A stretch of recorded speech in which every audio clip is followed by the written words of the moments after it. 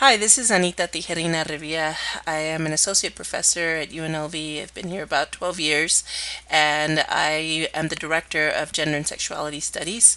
And something that we teach about a lot in our program is this concept of intersectionality.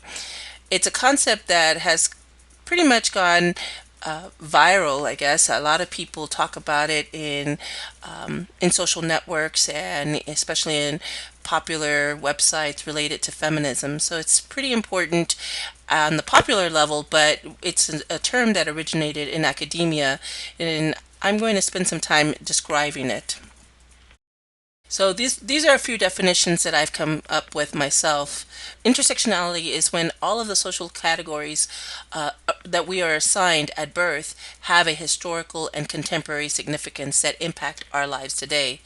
Intersectionality is also a concept that recognizes that race, class, gender, sexuality, ability, nation, religion, etc., all of those intersect and overlap to create socio-political legal privilege in some instances and oppression in the others. And so I know that that's a little bit hard to understand on a theoretical level. So what I like to do is use a visual to illustrate this a little bit differently. So what you'll see when you see this diagram of intersectionality that we've created is you have an intersection at the center. At the center, that would be the individual, that would be the human being, that would be you, that would be me, and each person is made up of different social categories. You know, we're assigned these categories at birth, and or as we grow older, we understand them to be part of our identities. So one of those in particular is race or ethnicity. Another is gender. Another is class, and another is sexuality. Those are the primary ones that people think about. In fact, the class that we teach for our department is race, class, and gender. But in fact, it's much more than just those. We are all of these social categories intersect to create both either a privileged experience or an oppressed experience at a structural level. And beyond those, we also have ones like language, culture, citizenship, mental and physical health, religion and spirituality. And these are the social categories that most impact our lives, whether we are conscious of them or not. And yet, we also have all of these outside forces that impact the intersection. So, for example, our family, the history of this country, the history of the world, and its impact on those categories, education, religion, economy, law, your numerical representation within a wider society, healthcare, and political power. All of those things, quote, intersect to create your personal experience. And depending on who you are and how your social category is identified, then your experience within this intersection and within society shifts. Another way to think about this is in terms of struggle or challenge. So when I use the word oppression, a lot of people don't realize that oppression is not simply having a bad experience or having an individual struggle. When we talk about struggle, especially in women's studies or in gender and sexuality studies, we're really talking about structural, institutional, and organizational struggle. And so I have another visual that I've identified as multidimensional struggle. Again, we have people who sometimes think about themselves as social justice advocates, right? They want to end discrimination. And they might say, well, I'm very much against racism, but yet they are very active sexists, or they're very active ageist, or they're very active discriminators against LGBT people, lesbian, gay, bisexual, transgender people, which we call heterosexism or homophobia. So if you take a look at this diagram that we've put together, it's called multidimensional struggle, and I indicate several categories on this diagram, but there are very few of these that people actually take into consideration. Even if they are social justice advocates, generally you have people who will look at racism, sexism, sometimes they'll look at classism, but they won't necessarily look at nativism or citizenism, for example. Citizenism is a term that I created with a student of mine to talk about specifically the discrimination that immigrants and or people who are not born citizens into any nation are discriminated upon. They're treated as substandard human beings in a society merely because they weren't born in that nation.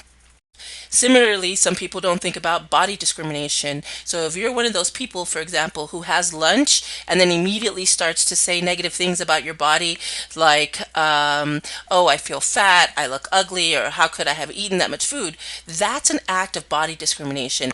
Usually, we're engaged in that kind of discrimination on an individual basis, but it's also something that we've received from a structural I guess, message and from a structural perspective in terms of what we call a beauty standard or a body image that is ideal. That ideal is socially constructed, meaning that our society has created it, they have deemed it as good or bad. And so all of us fit in one way into the privileged body standard or beauty standard or the marginalized slash oppressed body beauty standard. And so when you think about the word fatism, it's the way in which people actively discriminate against people who are deemed fat or not fitting perfectly into the beauty standard. And if you look again at this diagram, you'll see stuff like ageism. We have both discrimination against young people and older people. We have mental illness discrimination, and that's what some people call an invisible illness. Whereas, for example, you might have a clinically depressed diagnosis and illness, but you will not be necessarily protected against discrimination for your illness because people don't recognize it or don't see it visibly. You also have things like colorism, where within especially people of color communities, you have people discriminating based on skin color. The lighter you are, the more Eurocentric your skin is resembled. Even your color, the color of your eyes, are seen as more favorable the closer they are to blue, to green, or not brown. That comes from a history of colonization that has taught us to basically value European beauty image over Native or African beauty image, and or people who have African and Native American or indigenous origin. Their skin color tends to be darker, and again, that's something that's very active. Colorism is a very active way of discriminating against people even within that same group. And generally, one of the things that people think about or don't think about in terms of discrimination is this idea of xenophobia, just the general fear of the unknown. And this is my definition of multidimensional struggle. It's just something that I put together, trying to identify this as a theoretical concept.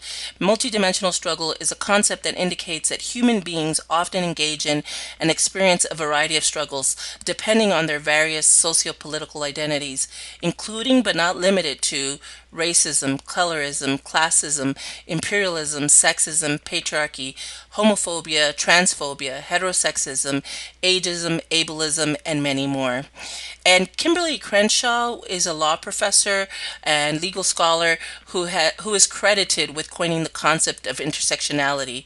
In a legal court case, the discriminated person, for example, has the burden of proof. So if a black woman wants to allege discrimination, she has to pick one ism. She can't pick racism and sexism. She must pick one in order to prove that she's been discriminated upon.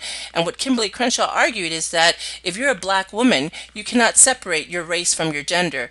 And if you're experiencing discrimination, those two aspects of your identity coexist, and therefore, in a legal court case, should be argued together.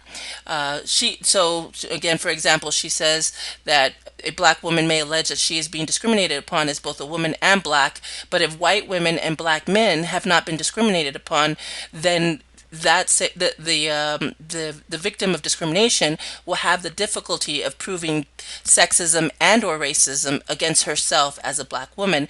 And again, what Kimberly Crenshaw pointed out is that that should not be the case.